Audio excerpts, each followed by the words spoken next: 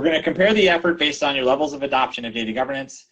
This is, of course, talking about how your organization is kind of bought into doing data governance and how that impacts the effort of data deliverables within your organization. So we're going to talk about 4 different levels of adoption. So one is that if sort of across your organization you just have sort of carefree data usage, that there's not any sort of concern or processes for doing data management or research or documentation of what you're doing. People are just cranking out reports.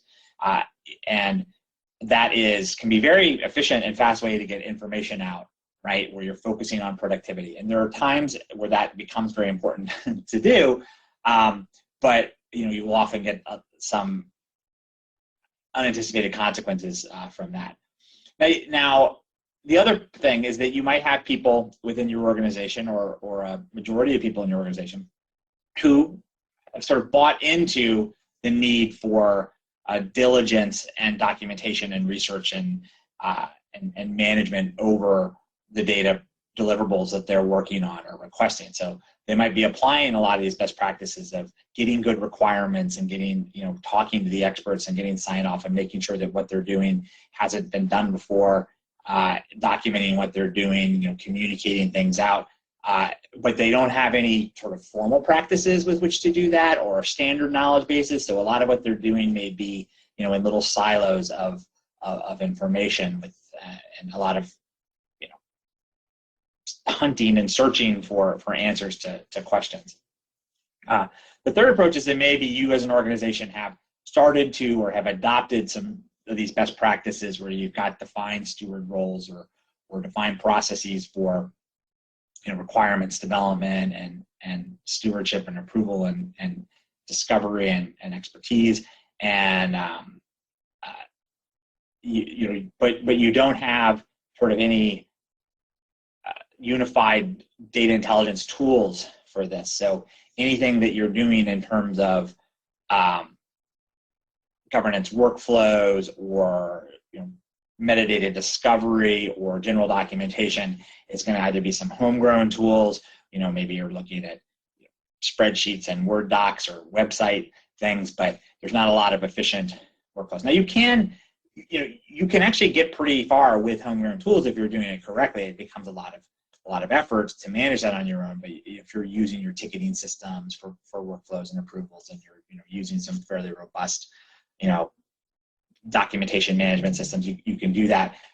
So there's a bit of a gray area between what it means to have a data intelligence tool and not. Mostly what we're thinking about is sort of the effort it takes to implement data governance as just a business process without tools to support it, right? And then lastly, if you've sort of bought into these best practices and you've got good tools where you can, what that kind of effort is, right? So what is the additive effort of implementing a tool and using this versus not having a tool? And one way to think about this 3 and 4 is the difference between like if you're going to start a whole workout program, right, and how much that takes to go on your own, to go like running outside or to do exercise versus maybe going to a gym and having a treadmill or things that can make that a lot easier. So there's some additional cost and effort for getting those things set up, but there's also some reduction there as well. All right, so those are kind of the 4 levels of adoption that we think about. Now, depending on who you're talking to, whether within your organization you're trying to make a case for data governance or understand the effort, a lot of people, if you're in this sort of carefree data usage environment, you might be thinking that it's all a bunch of more work, and that might seem that to you, that for you, like to get a report out and crank it out, that there's not a lot of new effort, and this just seems like a burden for you to take this on.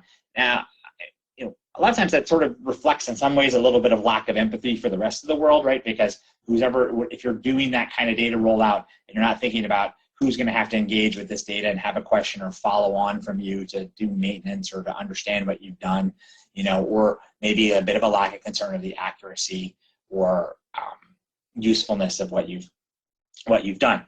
So, hopefully there's not a lot of that in your environment, but still making the case for the value of these deliverables, the value of doing diligence on your data. Now,